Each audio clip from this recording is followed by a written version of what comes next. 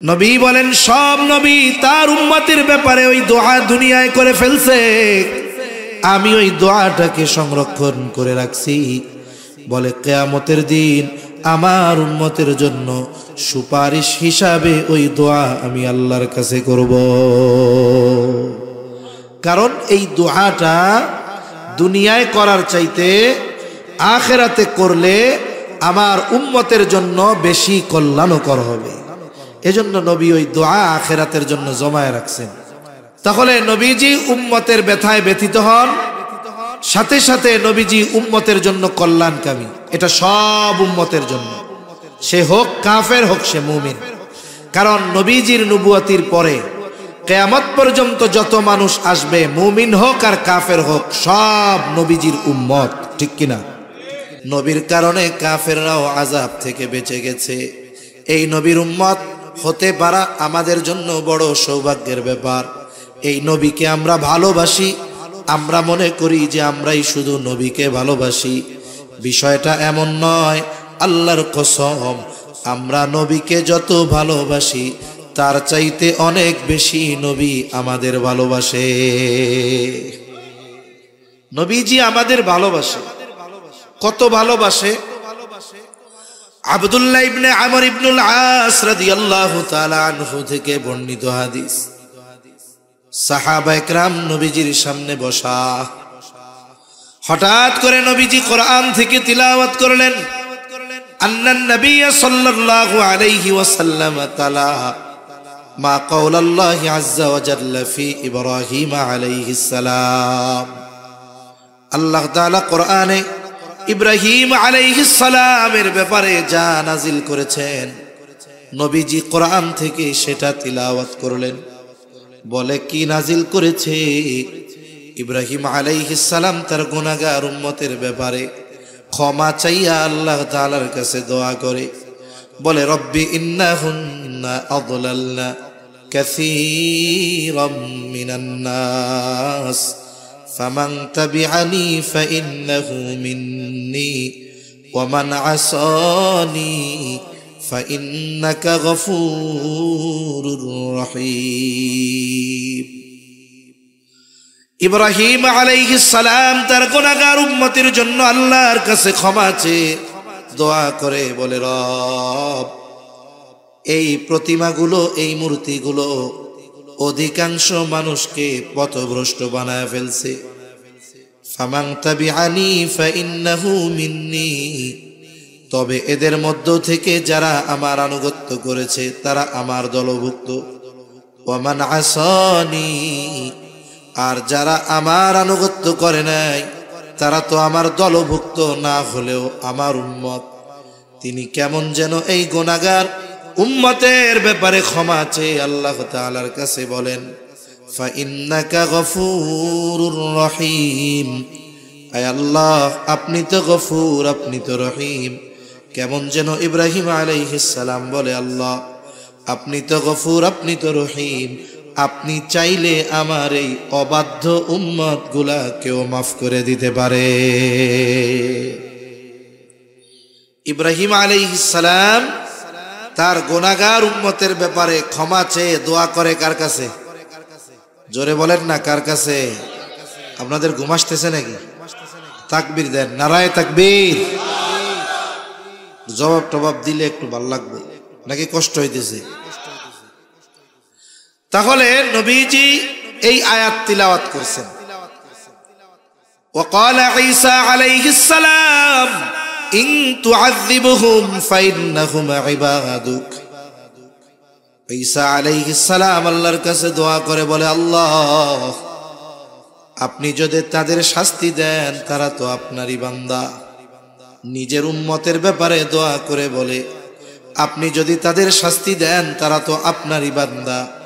ওয়া ইন তাগফির লাহুম, আর যদি আপনি তাদের মাফ করে দেন, ফাইন্নাকা আনতাল আজিজুল হাকীম, আপনি তো মহাপ্রজ্ঞাময়, মহাপরাক্রমশালী। আপনি যদি চান আমার এই গুনাহগার উম্মত আপনার বান্দাগুলারে মাফ করে দিতে পারে। ঈসা আলাইহিস সালাম তার গুনাহগার উম্মতের জন্য ক্ষমা চেয়ে দোয়া করছে।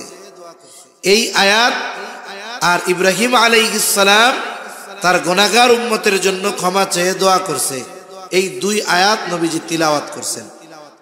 দুই আয়াত তিলাওয়াতের পরে নবীর অন্তরের অবস্থা অন্যরকম হয়ে গেছে। এইবার নবীর গুনাহগার উম্মতের কথা মনে পড়ে গেছে। নবীজির অন্তরে তার গুনাহগার উম্মতের চিন্তা। নবীজি কি করলেন বলে ফারাফা ইয়াদাইহি ওয়া ক্বালা আল্লাহুম্মা উম্মতি উম্মতি ওয়া বাকা। নবীজি দুই হাত উঁচু করে অঝোর ধারায় কান্না করেন আর বলেন আল্লাহুম্মা উম্মতি আল্লাহুম্মা উম্মতি, আয় আল্লাহ আমার উম্মত আমার উম্মত আমার উম্মত। নবীজি শুধু এতটুকুই বলেন, আর কোনো কিছুই বলেন না। বলেন তো, আর কোনো কিছু না বললেও নবীজি কি বলতে চায় দুনিয়ার কেউ না বুঝলেও যিনি বোঝেন তিনি কে? আল্লাহ রাব্বুল আলামিন জিবরাইল আলাইহিস সালামকে বলেন, জিবরাইল যাও মুহাম্মাদের কাছে গিয়ে তার কান্নার কারণ জিজ্ঞাসা করো। যদিও আমি তার কান্নার কারণ জানি, এরপরেও তুমি তার কাছে গিয়া জিজ্ঞাসা করো। জিবরাইল আলাইহিস সালাম নবীজির কাছে এসে জিজ্ঞাসা করে, ও মুহাম্মদ আপনি কান্না করেন কেন? যদিও আপনার কান্নার কারণ আল্লাহ তাআলা জানে, এরপরেও আপনার কান্নার কারণ তিনি আপনার কাছে জানতে চায়। এইবার নবীজি সাল্লাল্লাহু আলাইহি ওয়াসাল্লাম তার কান্নার কারণ জিবরাইল আলাইহিস সালামের কাছে বললেন, উম্মতের মাগফিরাতের কথা, নাজাতের কথা বললেন। জিবরাইল আলাইহিস সালাম আল্লাহ তাআলার কাছে গিয়ে বলে, আল্লাহ আপনার নবীর কান্নার কারণ হলো তার উম্মতের জন্য ক্ষমা। আল্লাহ তাআলা বলেন, জিবরাইল যাও আমার মুহাম্মদকে গিয়ে জানায় দাও, আমি অচিরেই তাকে তার উম্মতের ব্যাপারে সন্তুষ্ট করব, আমি তাকে তার উম্মতের ব্যাপারে অসন্তুষ্ট করব না। আল্লাহ তাআলা বললেন যে আমি তাকে তার উম্মতের ব্যাপারে সন্তুষ্ট করব। সূরা দুহার মধ্যে আল্লাহ তাআলা বলেন, ওয়ালা সাউফা ইউতিকা রাব্বুকা ফাতারদা, যে আপনার রব আপনাকে অচিরেই এমন কিছু দিবেন আপনি খুশি হয়ে যাবেন। আর হাদিসে কি আসছে? আল্লাহ বলেন অচিরেই আল্লাহ তাআলা আপনাকে আপনার উম্মতের ব্যাপারে সন্তুষ্ট করবে, অসন্তুষ্ট করবে না। নবী এই দুই কথার জবাবে কি বলেন? নবী বলেন, আল্লাহ আমি ততক্ষণ সন্তুষ্ট হব না যতক্ষণ না আমার সব উম্মতকে ক্ষমা করে জান্নাত না দেওয়া হবে। সুবহানাল্লাহ। উম্মতের প্রতি নবীর মায়া কত বেশি। রাসূলুল্লাহ সাল্লাল্লাহু আলাইহি ওয়াসাল্লাম শুধুমাত্র উপস্থিত উম্মতদের ভালোবাসতেন তা নয়, কিয়ামত পর্যন্ত যত উম্মত আসবে সবাইকে ভালোবাসার খবর নবীজি দিয়ে গেছেন। একদিন নবীর সাথে সাহাবায়ে কেরাম পথ চলতেছে, হঠাৎ করে নবীজি বলে, আমার ভাইদেরকে দেখতে মন চায়। সাহাবায়ে কেরাম জিজ্ঞাসা করে, ইয়া রাসূলুল্লাহ আমরা কি আপনার ভাই নই? নবীজি বলেন, তোমরা হলো আমার সাথী সাহাবী। বলে, আপনার ভাই কারা? নবীজি বলেন, শোনো, আমি দুনিয়া থেকে চলে যাবার পর যারা আমাকে না দেখে আমার উপরে ঈমান আনবে, বলে তারাই হলো আমার ভাই। ঈমান আনলেই তার প্রতি নবীর স্পেশাল মোহাব্বত। শুধু তাই না, উম্মতের দ্বারা আঘাতপ্রাপ্ত হওয়ার পরেও নবীজি কখনো উম্মতের জন্য বদদুয়া করেন না।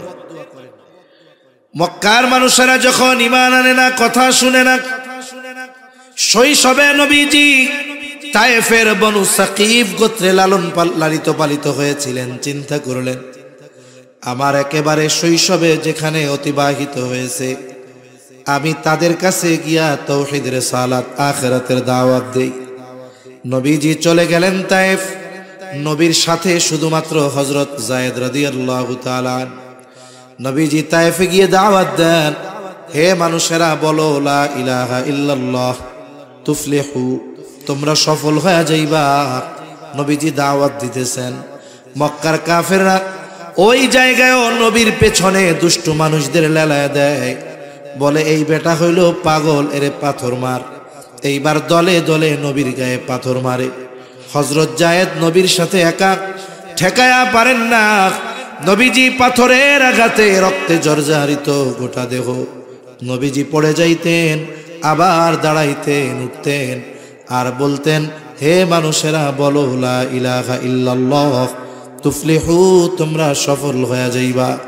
নবীর গায়ে তারা সারাদিন পাথর নিক্ষেপ করেছে। পাথর নিক্ষেপের পরিমাণ কত কত কত।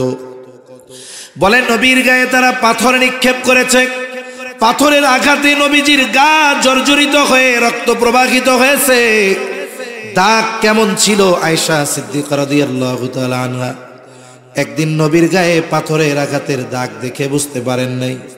বলে, ইয়া রাসূলুল্লাহ, আপনার কি কখনো বসন্ত হয়েছিল নাকি? নবী বলেন, না, বসন্ত হয় নাই। বলে, তাহলে এগুলো কিসের দাগ?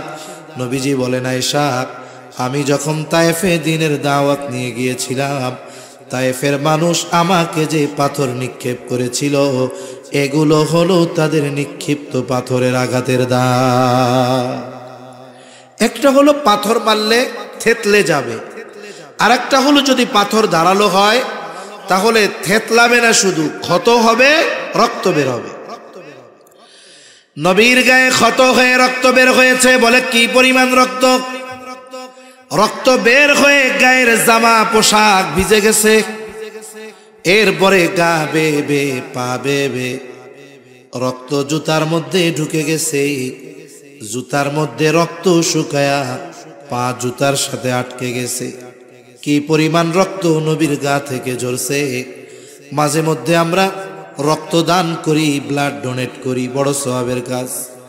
এই যে অনেক সময় আমি দেখেছি, আমি অনেকবার পিজিতে রক্ত দিয়েছি, অন্যান্য জায়গায় দিয়েছি, দেখেছি একজনের রক্ত নিল 100 গ্রাম 150 গ্রাম, এরপরে 10 মিনিট শোয়া রাখছে, এরপরে পানি দিছে, বিস্কিট দিছে, খাইছে। এরপরেও যখন শোয়া থেকে উঠে দাঁড়ায়, হাঁটতে পারে না, কেমন যেন মাথা চক্কর দিয়ে পড়ে যায়। নবীর গা থেকে এই কথার আলোকে মনে হয় 100-150 গ্রাম নয়, বরং এর চাইতে বেশি রক্ত ঝরিয়েছে তারা। নবীজি পড়ন্ত বিকালে ক্লান্ত দেহ নিয়ে একটা খেজুর বাগানের পাশে নবীজি বিশ্রাম নিচ্ছেন। আঙ্গুর বাগানের পাশে বিশ্রামরত অবস্থায় জিবরাইল আলাইহিস সালাম চলে আসলেন। এসে বলে, ইয়া রাসূলুল্লাহ, আপনার সাথে এই কওম কেমন আচরণ করেছে আপনার মালিক দেখছে। আজকে আমি একা আসি নাই, আমার সাথে নতুন আর একজন ফেরেশতা পাঠানো হয়েছে, পাহাড়ের দায়িত্বে নিয়োজিত ফেরেশতা। নবীজি বলেন, ওই ফেরেশতা আমার কাছে আসলো, আমাকে সালাম দিয়ে বলে, এই কওম আপনার সাথে কেমন আচরণ করেছে আপনার মালিক দেখছে। আমাকে তিনি আপনার আদেশ পালনার্থে পাঠিয়েছে। আপনি যদি আমাকে নির্দেশ দেন, 2টা পাহাড় দিয়ে এদেরকে এমনভাবে পিষে দেওয়া হবে, নিশ্চিহ্ন হয়ে যাবে, অস্তিত্বহীন হয়ে যাবে। এই জায়গায় যে একটা জনবসতি ছিল, তার কোনো অস্তিত্ব থাকবে না। আল্লাহ পাঠাইছে আমাকে আপনার আদেশ পালন করার জন্য। আপনি শুধু অর্ডার দেন, মুহূর্তের মধ্যে খালাস। নবী কি প্রতিশোধ পরায়ণ ছিলেন নাকি? নবীকে ব্যক্তিগতভাবে যদি কেউ কষ্ট দিত, ক্ষমা চাইলে নবীজি মাফ করে দিতেন। আমরা তো প্রতিশোধ পরায়ণ। বলে, 20 বছর আগে কেউ যদি আমাকে একটা কথার দ্বারাও কষ্ট দিয়ে থাকে, 20 বছর পরে যদি আমার পাওয়ার হয়, ক্ষমতা হয়, ওই 20 বছর আগের ওই কথার প্রতিশোধ নিতে আমি উন্মুখ হয়ে থাকি। মনে রাখবেন, প্রতিশোধ পরায়ণ মানুষের অন্তরে কোনোদিন শান্তি আসে না। কিন্তু যারা ক্ষমার এই মহান গুণ অর্জন করতে পারে, এদের সম্পদ না থাকতে পারে কিন্তু শান্তি দিয়ে হৃদয় ভরপুর থাকে। আল্লাহ তাআলা এই ক্ষমার গুণ আমাদের দান করেন, বলি আমিন। আরে প্রতিশোধ সবাই কম বেশি নিতে পারে, ক্ষমা কয়জন করতে পারে? নবীজি আরাম করতেছিলেন, আরাম থেকে উঠে বসলেন। কেমন যেন ফিরিস্তাকে বলে, শোনো, তুমি তো আমাকে বলতেছ, আদেশ দেন দুই পাহাড় দিয়ে এদের পিষে দেই, কিন্তু এদের ব্যাপারে আমি আল্লাহ তাআলার কাছে কি আশা পোষণ করি জানো? আমি তো এদের ক্ষতি চাই না, আমি তো এদের ধ্বংস চাই না, বরং আমি আল্লাহর কাছে আশা করি, বাল আরজু আন ইয়াখরুজাল্লাহু মিন আসলাবিহিম মান ইয়াবুদুল্লাহা ওয়াহদাহু ওয়া লা ইউশরিকু বিহি শাইআ। নবীজি বলেন, আমি তো এদের ব্যাপারে আল্লাহ তাআলার কাছে এই আশা পোষণ করি যে এরা হয়তো বুঝতে পারে নাই, তাই আমার কথা মানে নাই, কিন্তু হয়তো আল্লাহ তাআলা এদের মধ্য থেকে এমন এক সম্প্রদায় বের করবে যারা এক আল্লাহর ইবাদত করবে, তার সাথে শিরিক করবে না। আমি তো এই আশা করি, আর তুমি আমারে কইতেছ যে নির্দেশ দেন পাথর চাপা দিয়া সাইজ কইরা দেই। একটু চিন্তা করেন তো, উম্মতের প্রতি কেমন মায়া, মোহাব্বত, ভালোবাসা থাকলে এই রকম আঘাত প্রতিঘাতের পরেও নবীজি ক্ষমা করে দেন। একটা একটা হাদিস ঘটনা বলতে গেলে অনেক বলা যাবে। আসেন, নবীজি আমাদের ভালোবাসেন এ ব্যাপারে সব একদিকে রাখেন। নবীজি আমাদের ভালোবাসেন এই খবর কোরআনে জানিয়েছেন কে? জোরে বলেন না কে? আল্লাহ তাআলা জানিয়েছেন। আল্লাহ তাআলা বলেন, লাকাদ জাআকুম রাসূলুম মিন আনফুসিকুম আজিজুন আলাইহি মা আনিতুম হারিসুন আলাইকুম বিল মুমিনিনা রাউফুর রহিম। একটু খেয়াল দিয়া আল্লাহর রাস্তায় কথাগুলো শুনবেন, তাহলে বোঝা যাবে। আল্লাহ তাআলা বলেন, লাকাদ জাআকুম রাসূলুম মিন আনফুসিকুম, তোমাদের মধ্য থেকে তোমাদের জন্য এমন একজন রাসূল এসেছেন। বলে রাসূল কেমন রাসূল? বলে আজিজুন আলাইহি মা আনিতুম, এই রাসূল হলো এমন রাসূল, তিনি হলেন তোমাদের জন্য যেটা কষ্টের সেটা তার জন্য কষ্টের। তার মানে উম্মত যেটাতে কষ্ট পায় সেটাতেও নবীজি কষ্ট পায়। উম্মত জাহান্নামে গিয়ে কষ্ট পাবে, নবীজির এতে কষ্ট লাগবে। দুনিয়ায়ও যদি নবীর উম্মতের কোনো কষ্ট হয়, এই কষ্ট নবীজিও অনুভব করে। একে বলে সমব্যথী, আজিজ। তাহলে নবী আমাদের কষ্টে কষ্ট পান। এখন কথা হলো, একজন মানুষ আর একজনের কষ্টে কষ্ট পায় কেমনে? বলে পায় যদি সম্পর্কটা গভীর হয়। যেমন মনে করেন এক লোকের 2 বছরের একটা বাচ্চা আছে, একেবারে প্রত্যন্ত অঞ্চলে বসবাস করে। বাচ্চার বয়স কয় বছর? এমন প্রত্যন্ত অঞ্চল, বাজারঘাট নাই, দোকান নাই, অসুস্থ হইলে রাত্রে কোনো ব্যবস্থা করার উপায় নাই। গভীর রাত ওই 2 বছরের বাচ্চা প্রচন্ড জ্বরাক্রান্ত হয়ে গেল, অসুস্থ। রাত 1টা বাজে, 2টা বাজে, দোকানও নাই, যানবাহনও নাই, হসপিটালে নেওয়ার উপায় নাই। জ্বরের তীব্রতা এত বেশি, বলে চোখ দুটো কেমন যেন ফুটে বের হয়ে যাবে। বাচ্চা জবান দিয়ে আবল তাবল বকতেছে, আহ আহ বলে। গায়ে হাত দিয়ে দেখা যায় গাটা যেন কেমন আগুন হয়ে গেছে। এই অসুস্থ বাচ্চা যন্ত্রণায় আহ আহ করতেছে। তার 2 পাশে বসা তার মা আর বাবা। সন্তান যাদের আছে তারা অনুধাবন করতে পারবে। বলেন তো, ওই অসুস্থতায় ওই ছোট বাচ্চা যত কষ্ট পায়, পাশে বসে থাকা মা বাবা ওই বাচ্চার চাইতে কষ্ট কম পায় না? বেশি পায়। বেশি কষ্ট কেন পায়? বলে মোহাব্বতের কারণে। অন্যের সন্তান অসুস্থ হইলে তো আমি এত কষ্ট পাবো না। কেন? বলে ওই সন্তানের প্রতি আমার মোহাব্বত ওই সন্তানের মা বাবার মতো না। আল্লাহর কসম করে বলি, মা বাবা আমাকে আপনাকে কত ভালোবাসে, তার চাইতে নবীজি অনেক গুণ বেশি ভালোবাসে। বলে আসলে ভালোবাসে কে? বলে বিপদ আপদ মুসিবতে পাশে থাকে যে। বিপদে যে আপনারে আমারে ফালায়া দৌড় দিবে, ও যদি মাইক একটা লাগায় কয় আপনারে খুব ভালোবাসি, বিশ্বাস করবেন নাকি?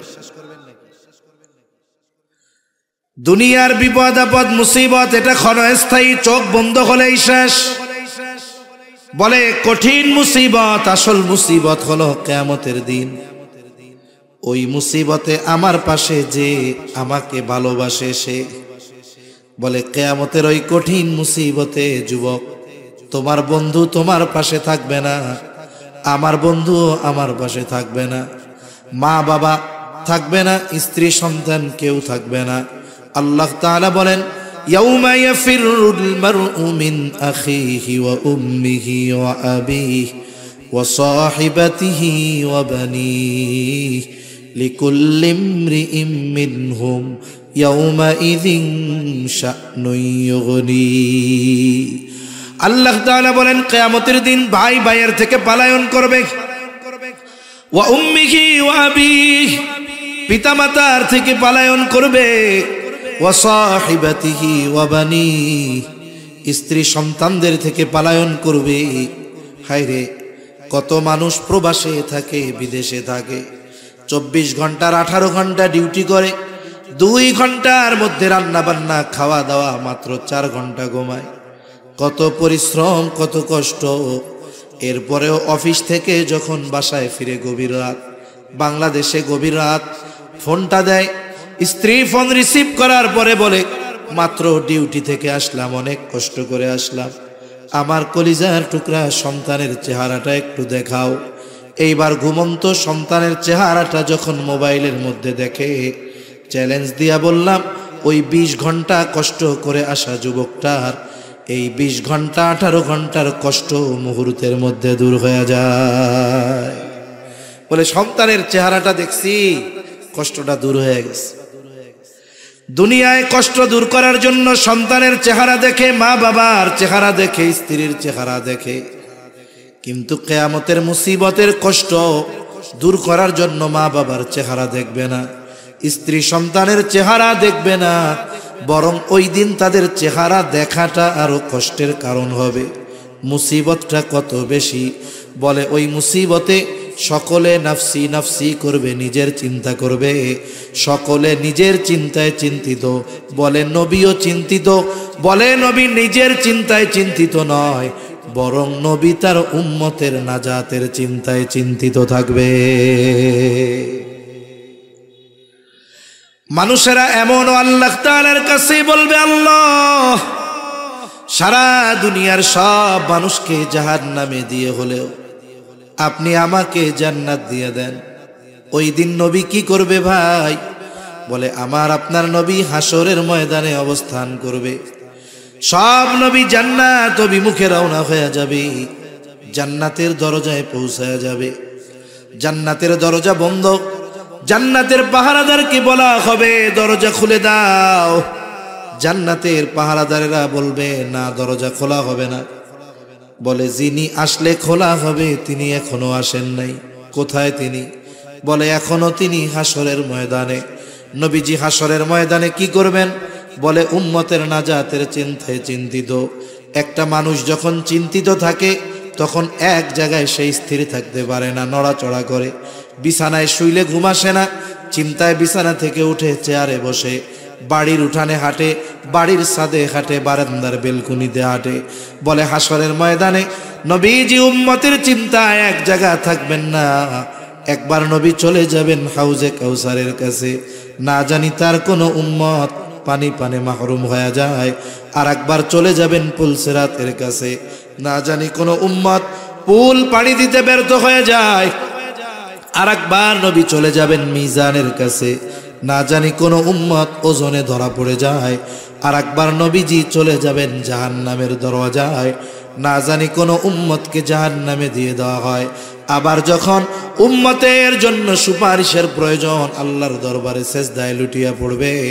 বলে যতক্ষণ না নবীর ওই উম্মত যার অন্তরে যাররা পরিমাণ ঈমান হলেও ছিল, তার ব্যাপারে আল্লাহ তাআলার পক্ষ থেকে যতক্ষণ না জান্নাতের নিশ্চয়তা নবী পাবে, ততক্ষণ পর্যন্ত আমার আপনার নবী নিজে জান্নাত অভিমুখে রওনা হবে না। ওই দিন নবী আমাদের ভুলবে না। তাইলে বলেন, মা বাপ বেশি ভালোবাসে না নবী বেশি ভালোবাসে? জোরে বলেন, মা বাবা বেশি ভালোবাসে না নবীজি বেশি ভালোবাসে? সন্দেহ আছে?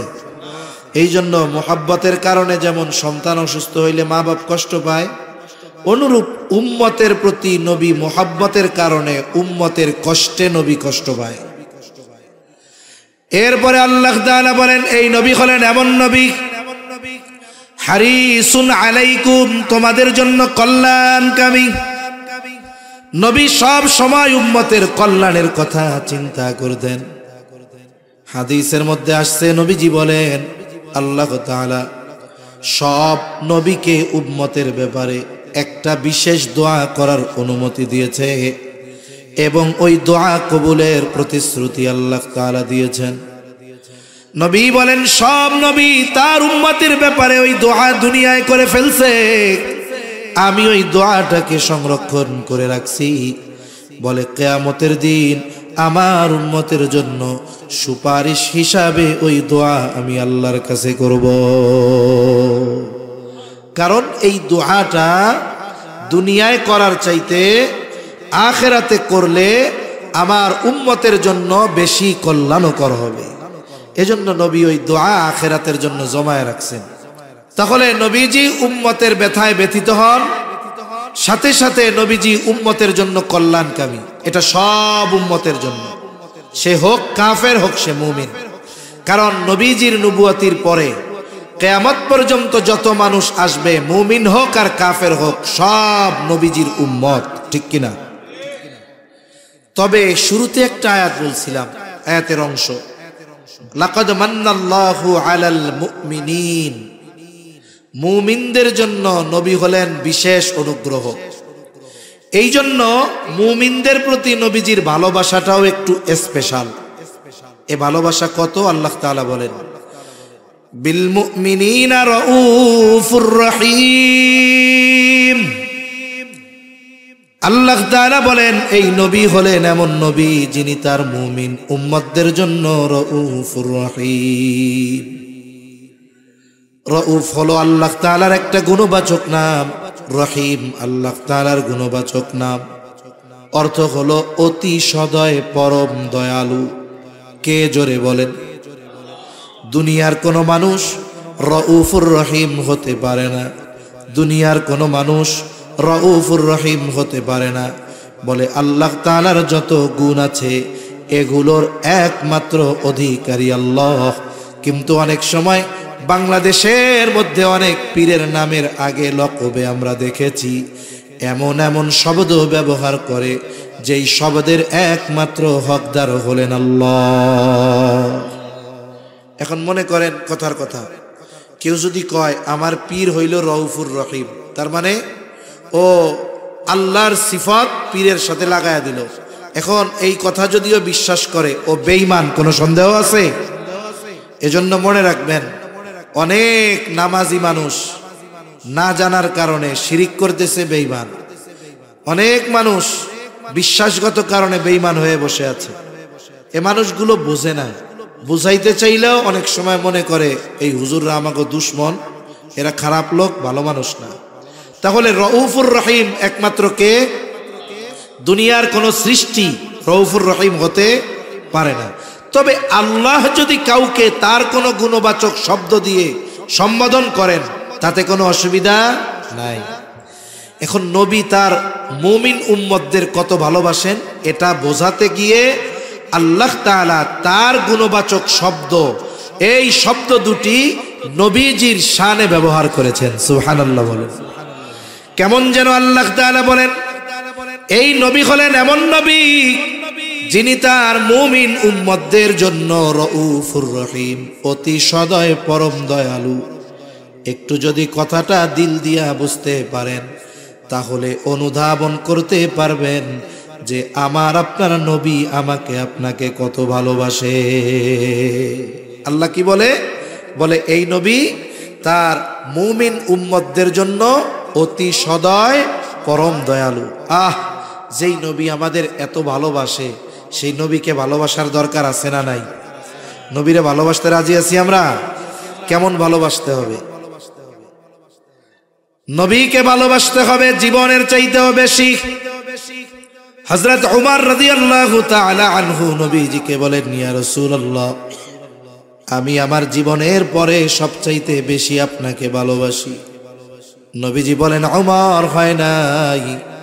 একটু পরেই উমর বলে, ইয়া রাসূলুল্লাহ, এই মুহূর্ত থেকে আমি আপনাকে আমার জীবনের চাইতেও বেশি ভালোবাসি। এজন্য নবীকে ভালোবাসা এটা মুমিনের ঈমান। নবীরে ভালো না বাসলে সে বেঈমান, নবীকে ভালো না বাসলে কি বেঈমান।